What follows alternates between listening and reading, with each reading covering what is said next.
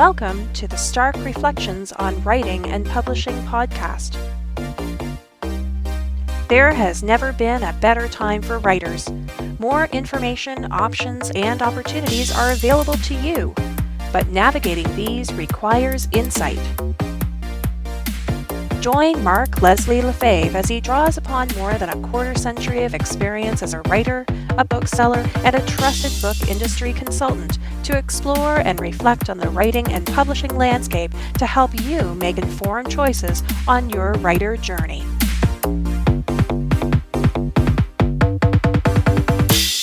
Hello and welcome to episode 27 of the Stark Reflections podcast. This is your host, Mark Leslie Lefebvre, and the feature interview in this episode is a chat I had with Jamie Ferguson about her writing, about the thing that made the difference in terms of kickstarting her writing productivity, particularly since she had been interested in writing since she was quite young, and the various collaborations and the curations that Jamie has done by leveraging BundleRabbit as a collaborative tool. It's a very fun and an informative interview. In terms of a very quick personal update, there's nothing like screwing up to get views on a video. So I've been doing a lot of different tests with, Free Friday Frights and videos, and even on my Spirits Untapped page on Facebook, I've been doing live Facebook tastings.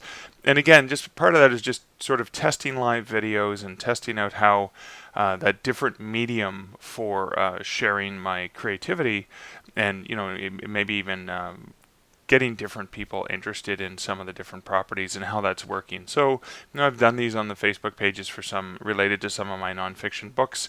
And on the Spirits Untapped site, I have regularly been doing some beer tastings, like live beer tastings, where I have a beer that I haven't tried before, and I do a quick, 2 to 5 minute video where I talk a little bit about the beer, I show the beer, I open it, I give it a taste. Easy enough. So the other night I was doing a beer tasting, and the beer itself was so cold. It had been in the back of the beer fridge for a little while, and it was just so cold that when I opened it, the foam would not stop flowing. It was almost like a horror movie, like The Blob or something that just kept flowing out and out of the bottle. And there I am, stupidly not stopping the video. I just kept going as the foam just keeps coming out of the bottle, and I'm doing everything I can to contain the foam. Some of it doesn't look safe for work. Looks like it might be something from an adult film. So many laughs, so many funny comments on that video, and so many views, which kind of reminds me that there is nothing like screwing up to get extra views on a video. Still trying to figure out ways to leverage that, because you can't plan on screwing up. The screwing up just kind of happens. But again, it's one of those things that's sort of natural, and it's like, yes, I'm a human too, and maybe there's some sort of connectivity related to that. But in any case, some of those most popular videos that I've shared have been the screw-ups. So interesting thing to see. I'm not going to do too much of a personal update because I want to get right into the chat with Jamie. And then I will be talking a little bit about my own experiences with BundleRabbit, as well as an experiment coming up. But in the meantime, if you hear the music coming up in the background, it is time for the terrible tongue twister. Twisted by the, twisted by the, twisted by the, twisted by the, twisted by the fool, twisted by the fool, twisted by the fool. Such a fool. Today's tongue twister is going to be a very thoughtful one, and here it goes. I thought a thought, but the thought I thought wasn't the thought I thought I thought. If the thought I thought had been the thought I thought, I wouldn't have thought so much. Well, that wasn't too bad. I thought I did pretty good on that one. And the tongue twister is sponsored by Findaway Voices. If you think you're ready for audiobook creation and distribution, I encourage you to check out Findaway Voices, where you can actually work with professional narrators, and you can also leverage Findaway Voices to control the price and distribute your book to various platforms. And you can check them out at starkreflections.ca/findaway. Such a fool. But that's it for the preamble for this episode. Let's jump right into my interview with Jamie. Hey, Jamie, welcome to the podcast. Hi, Mark. It's good to be here. So I mean, we go back a few years, and Mhm. we've been in writer circles together, both online and in person. And I'm always fascinated by just how much content you've written. So let's give the listeners a little bit of a backstory to you. When did you first get into writing, and how did you get to where you are today? Oh, I wanted to be a writer when I was a little kid, and I wrote some things, but I had a tendency to start and not finish. And it wasn't until I guess about I don't know 15 or so years ago, I was in a writing workshop, or I decided to join a writing workshop, and I found one locally that was started by Edward Bryant, who passed away last year. And that was really when I started to get more serious because it was, I was around other writers who were actually writing things and finishing things and had written books. Um, and then, it took a while to get everything together, because I also had a lot of very stressful day jobs and things. But that's sort of how I got into it. Okay, so I mean, having always wanted to write, but was it actually the workshop itself? Was it the like-minded people that actually helped you make that difference between wanting to and actually getting this stuff done? I think so. And even with that, it took me a long time. I think I was finishing something is very scary. So when I finished my first novel a couple of years ago, just the idea of publishing it was really frightening because I was like, people are going to read it, which of course is what you want. And even after I hit the publish button, I remember thinking like, oh my God, somebody could be reading it right now. Oh my God, it was very scary. And then a couple people did read it and made good comments, and I was like, you know what, it's okay. And I haven't been stressed about it since then.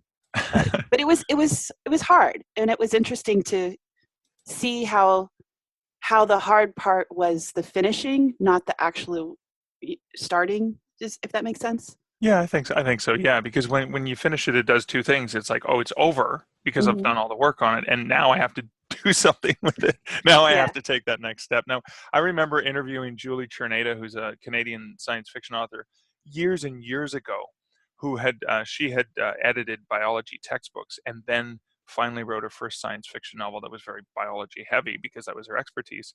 Hmm. And she said it was so different because it felt like you were standing naked on the front lawn Yeah, when you put your kind own. of. Well, and then I wrote my first book. It has a guy who killed somebody, and I was like, are people going to look at this and say like, well, we thought Jamie was so nice? So it was interesting.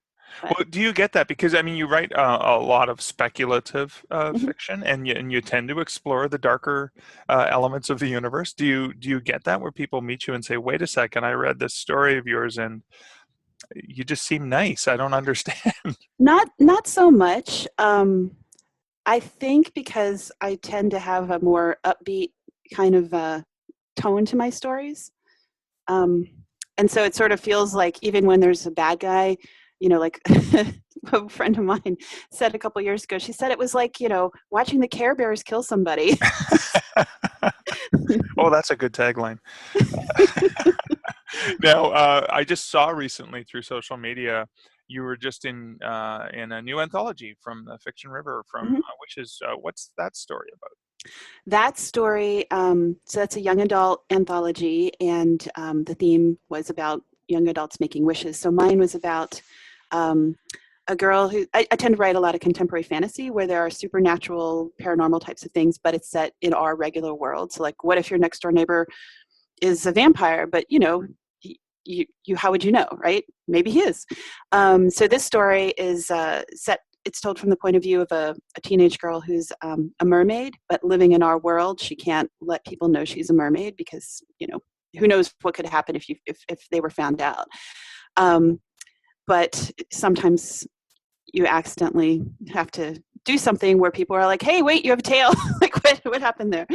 So that's what that one was about. Oh, that's cool. I remember that. Having read the stories for the anthology, that's awesome. It's exciting that that's coming out, and that's available in.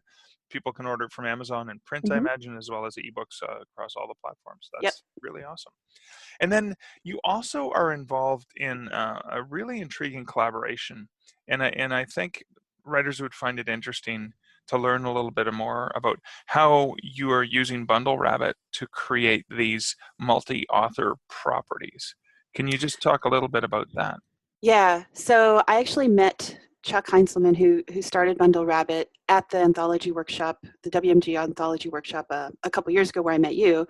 And it was a month or two before he launched the first version of the website. So in the beginning, I thought, well, I only have the one novel. I can't do a bundle of novels because I could only do one if I was going to participate. What about short stories? So I talked with Chuck a little bit about that and ended up putting together a story bundle of 20 different short stories, so 20 different authors. And a bundle is where each author creates their own ebook. So they do their own cover, their own blurb, everything. And then using BundleRabbit, it packages everything up. And so in the beginning, you would buy it as a download from Chuck's website, and each story would be downloaded individually. He's improved that, so now you could buy it as a single ebook. You can also buy the bundles through Amazon, Kobo, iBooks, and Barnes & Noble as a complete thing. So it's really a box set. So that's how I got started with that. And I did the first story bundle through BundleRabbit, and I really liked it. I really liked putting it together.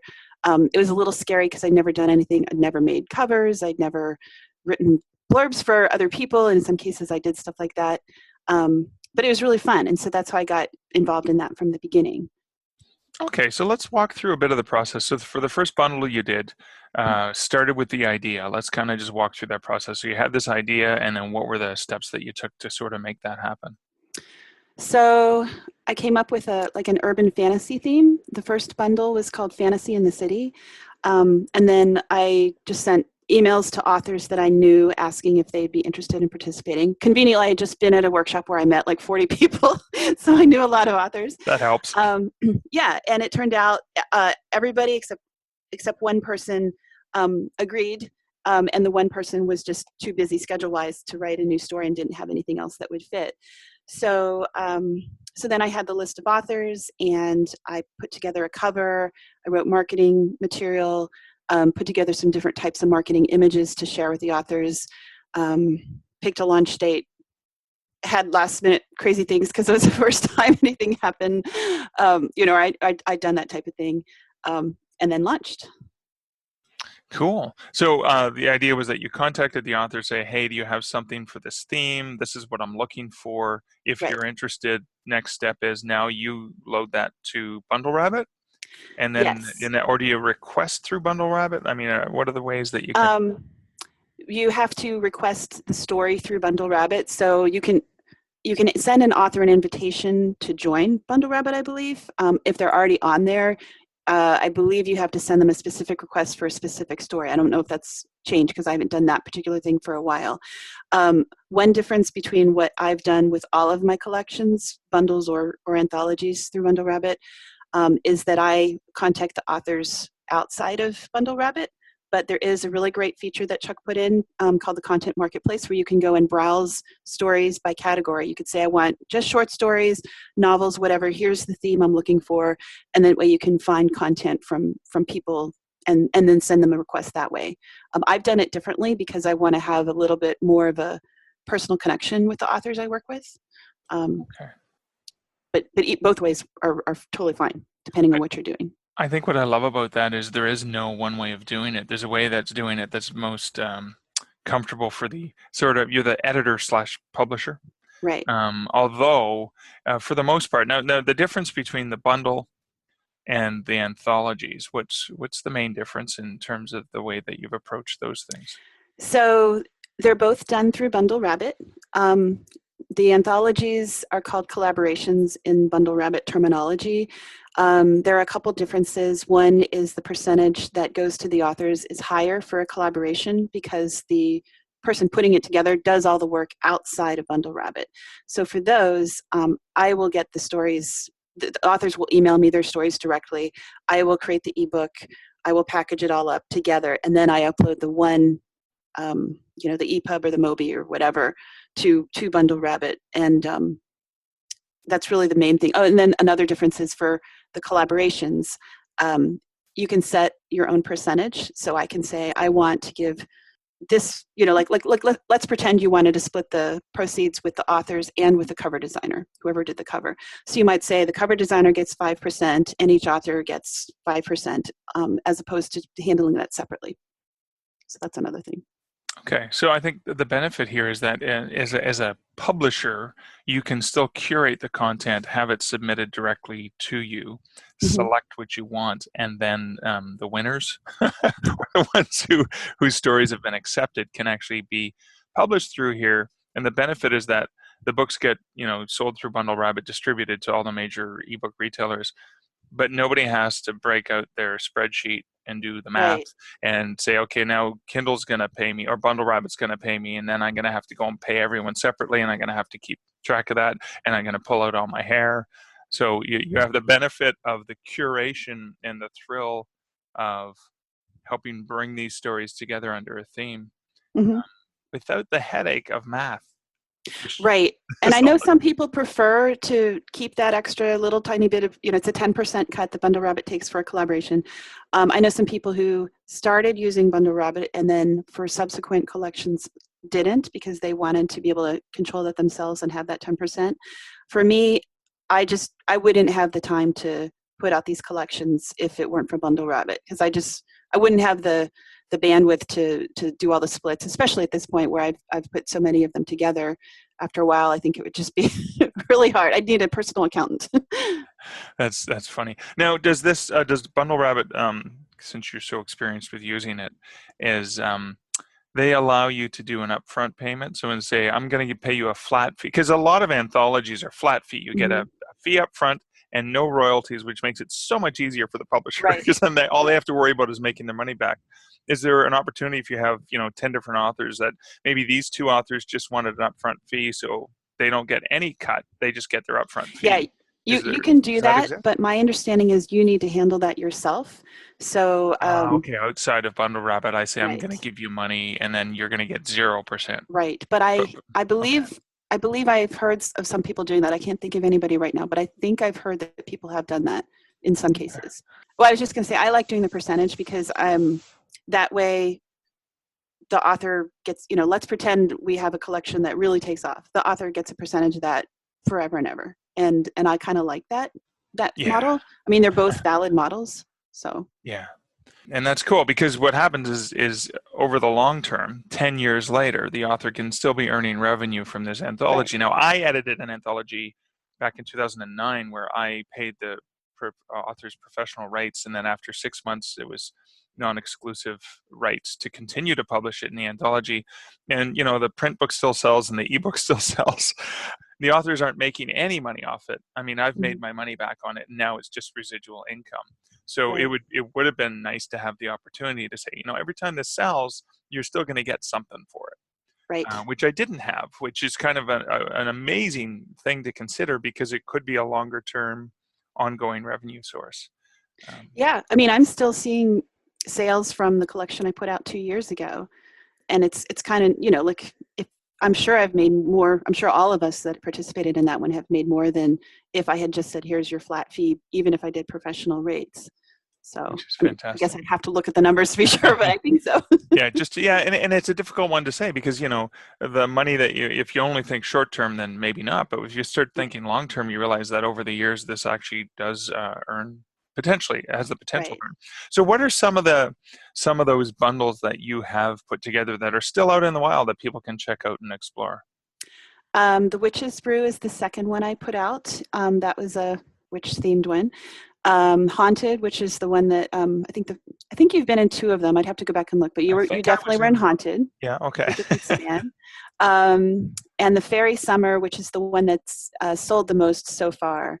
So that's kind of my winner so far. But they've all been really fun, and it's been interesting to work on these and be able to have different themes. And I've now turned so the Fairy Summer, I decided to turn that one into an anthology series. Oh, wow. So follow success with more success, right? Right. Well, and it's an area, it's a genre that I really like personally. I like to read stories, contemporary fantasy stories, fairy stories. So I have the 3rd volume in that series is coming out in I think in July. Oh, that's awesome. That's really exciting. So you've done different ones. What are some of the things that have worked really, really well in terms of, selling? Why did that one sell more? Were there certain things that you'd learned and had done? Was it related to the authors in it? Like, so what are some of the things that have worked? There were a couple different things. One thing that helped was we were invited to be after launch, a couple months after launch, we were invited to be in a story bundle that Christine Catherine Rush put together, and so that obviously gave us a lot more visibility. Oh, yeah. I think it's the cover. I think it was a good cover. It really, I think, conveyed the message of the what we were trying to do with the collection. Um, and I think, once we started to get also bots, which is actually another interesting thing, I've noticed that now when I put out a new collection, some of the same people are buying it who bought the others. So then all of a sudden we start getting more also bots. And I think that that's a helpful thing. So that was the fourth collection I put out. And so maybe that was part of it.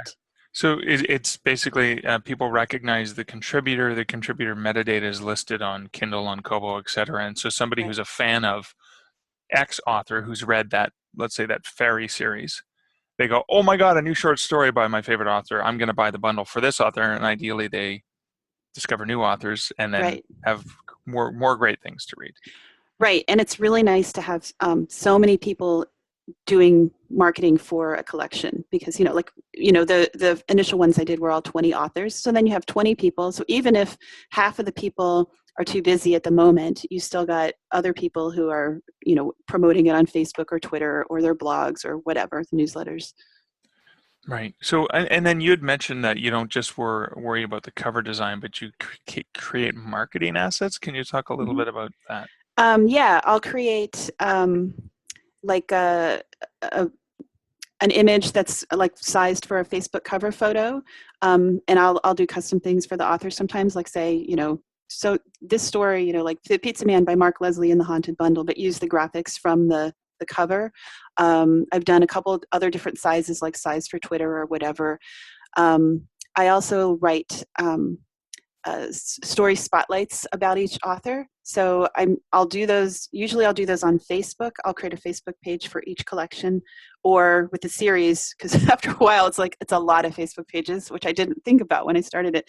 But now, so like the Facebook page that was for the Fairy Summer Bundle is now for the series. The series is called A Procession of Fairies, and so Oh, then I'll awesome. reuse that and post about each author's story, and so I'll use images there as well. So that sounds like a significant amount of work. Now, are you getting the stuff you need from the authors when you're looking for bios and stuff like that, or is that something that's been a challenge? That's been a little bit of a challenge. Some people have really, usually what I'll do is I'll either ask for bios or information. At this point, I've worked with so many of the authors that I kind of have a little secret cheat sheet where I have all of their stuff. But a lot of times, like especially if I'm writing the story spotlight, it's like, oh, I want to write about so and so this week. I may not have time to talk to them, but I can pull their bio from their website. And sometimes that works really well, and sometimes it doesn't. Or sometimes I'm like, does this author have a website? Do they have a Facebook page? I think we're Facebook friends or something. Like, how can I find this out? And I actually look at that sort of thing now when I'm looking at new authors to invite to collections, because I like to continually work with new people. I found it really fun. But when I'm looking at a new author, I might think like, okay, well, they're a really great writer. I love their writing. They don't have a website. They don't have a Facebook page. If it's something where I'm like, this is fine in this particular case, I'll make an exception. That's okay. But if it's somebody where I don't know them very well and they don't have a bigger name, then I'm less likely to want to invite them, just because I know they're not going to be able to help with the marketing as much as other people will. Right, because it's almost demonstrated that even though they may be an extremely talented writer, there's no presence. There's nothing. There's Yeah. no information, so you can actually, yeah. So how would that lend itself towards, the collaborative marketing, Right. I guess, which is what happens when you create a bundle like that, right? Yeah, and I do make exceptions, but it would be hard to make an exception for somebody I didn't know, because I wouldn't have that connection already with them. Okay. Now, and you have, speaking of those the new type of anthology that you're putting together. You've got something that's up for pre-order already, or it's going to be launched soon?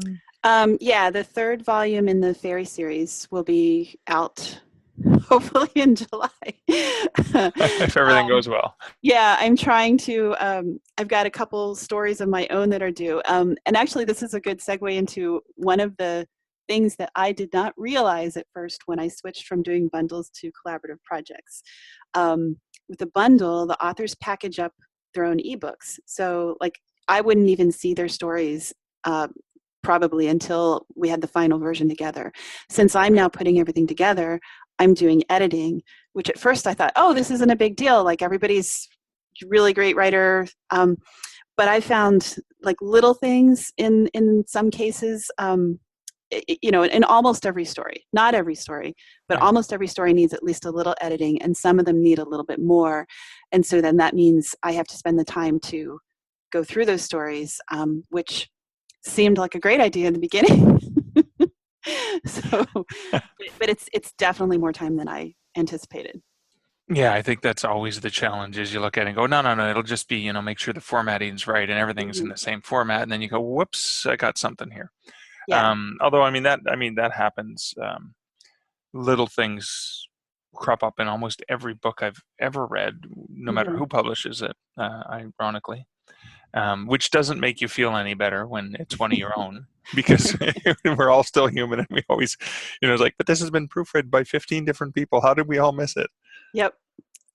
Yep. Oh, that's funny. So you have, because you've done so much and you've done so many different experiments and collaborations and different styles, you've actually put some of that expertise together and you plan on releasing a book. Can you tell us a Yes. little bit about that? Yes. After I get the next two collections out, I would like to finish finish writing the nonfiction book that I started a long time ago. And my thought there was just I've been asked, whenever I go to a writing workshop or something, uh, I get asked the same types of questions over and over. And I thought it would be really helpful to share what I've learned with other people. I actually do have some notes that I've, like as a Google Doc, that I've shared with people. But, they only can get that if they ask me, and I don't know that it's necessarily up to date. So I'm working on making it an actual book I can put up. Well, and the benefit there is somebody who, hears you on this podcast or somewhere else or learns about the things that you've done and says, oh my goodness, I wish I could ask her the questions, but, I'm just too shy. I don't want to reach out. I don't know how to get a hold of her.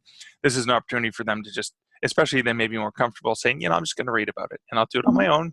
And then maybe I can ask questions. But at Mhm. least I feel a little bit more informed.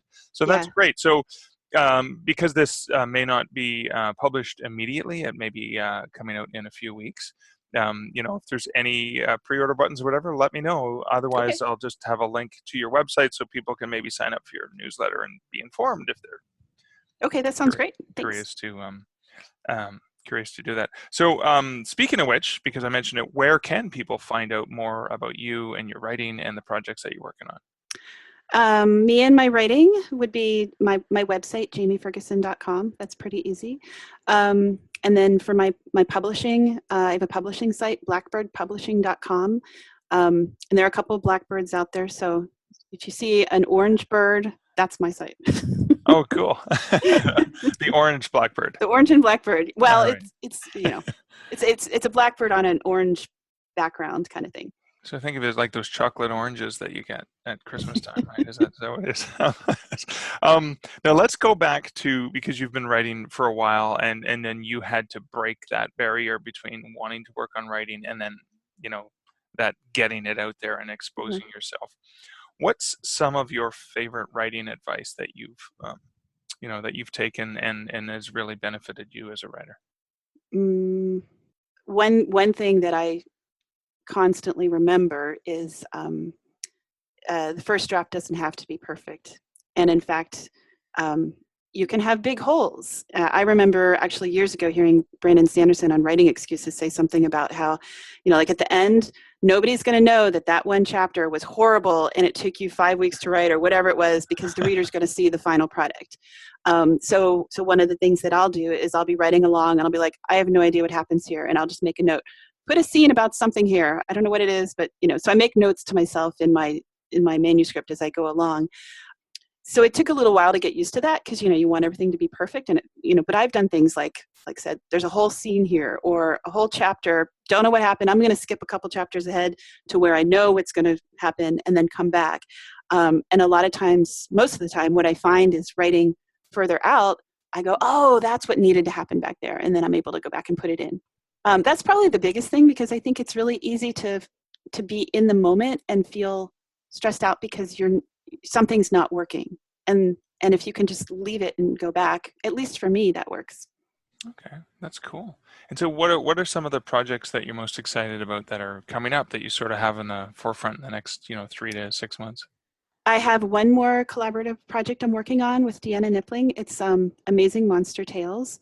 And our idea was to just create more of like a monster-themed pulp like 1940s kind of feel with this collection.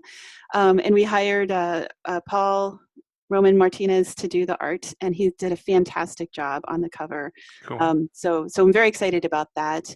And then the other thing is I'm finally going to publish my next novel, which has been almost done for 2 years now. Oh. And I got into all of these collections, and between that and having a day job and everything, it takes so much time. So I left that until I felt I had enough time to really get into it and not work on it in bits and pieces because it's really in the final polish stage and it really needs that attention.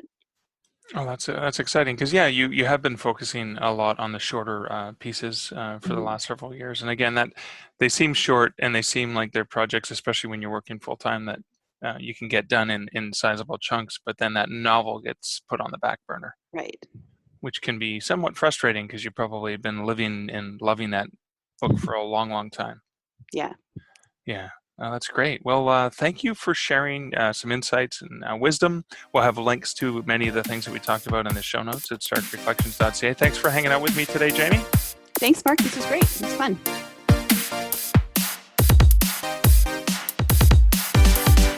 I found this chat with Jamie inspiring because it reminded me of the great things that can happen when writers collaborate and writers work together to prop each other up. It reminded me of the amazing free tools that we have at our disposal and that we very rarely always think of or use. Now, I loaded a few titles to BundleRabbit a couple years ago, and I'd always meant to do something more with it, but then I always put it on the back burner. And I never really paid much attention to it. Sure, if someone asked me to be part of a bundle, I usually agreed, and I let them opt the title in, or I loaded a title that they specifically requested. And I did a bit of retweeting or sharing info about the bundle on social media, but I never really thought much about it. Then, after chatting with Jamie, I went back to BundleRabbit and I logged into my dashboard and I took a look at my earnings on BundleRabbit, and it was interesting to see that I made more money through BundleRabbit than I did from Nook sales in the past year. I'd earned more than $60 US doing virtually nothing. Yeah, I know $60 US isn't a lot, but it's additional income from collaborative projects where I didn't have to do much. And it was more than I made at one of the 4 major retailers in the last year. And so it makes me wonder what the possibilities might be if I just put a little bit more effort or a little bit more focus on them. So it's interesting too because I looked at some of the stats because BundleRabbit does offer you some interesting pie charts and graphs for analytics, and it's interesting because for May 2018, the breakdown of earnings from BundleRabbit are split like this. So Amazon represents 54.45% of the sales. Kobo represents 30.97%, and iBooks represents 14.58%. And then for April 2018, the split is BundleRabbit's 32.57%, Amazon is 24.27%, Kobo is 22.75%, and iBooks is 20.47%. So it's almost a quarter each, although BundleRabbit actually takes the win there. And because when people, they can buy directly on BundleRabbit as well as through the retailers, and then there's opportunities for money to go to the tied-in charity, which is just an additional opportunity for collaboration. So if there's a theme that ties in nicely with a charity, then that's another great way of working that out so people can feel good about supporting something and getting some great content to read.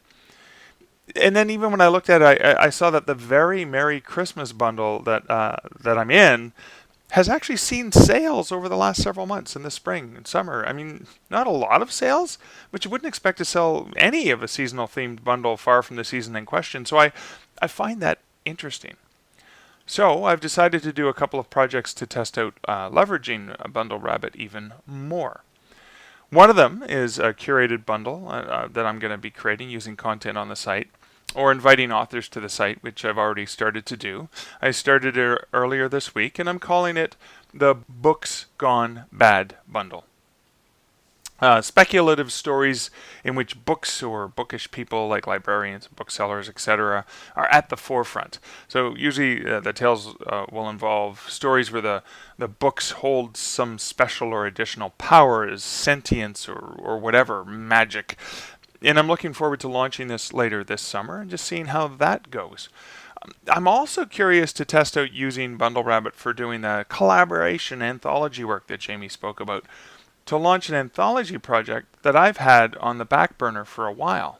Now I'll talk about that in a future episode, and of course I will share the results.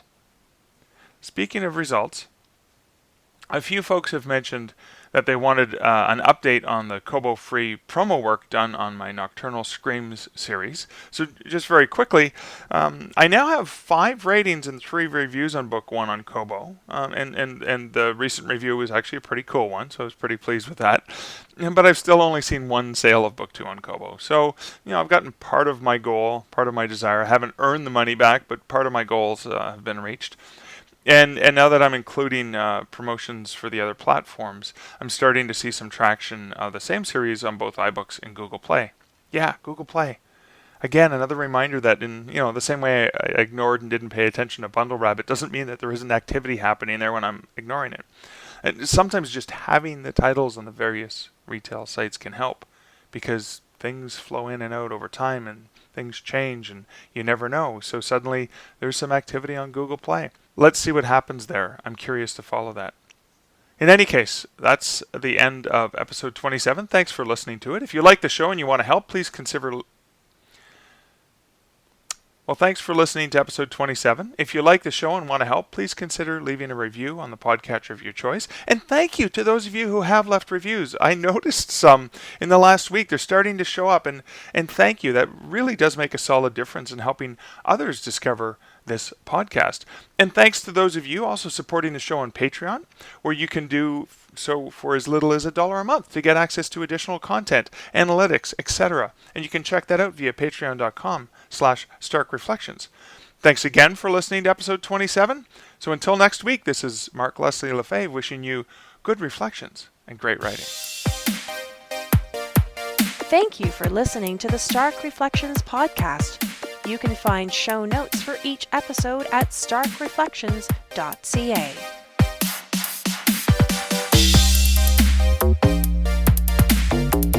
The music for this podcast, Laser Groove, was composed and produced by Kevin MacLeod. Check out more of Kevin's great music at incomptech.com.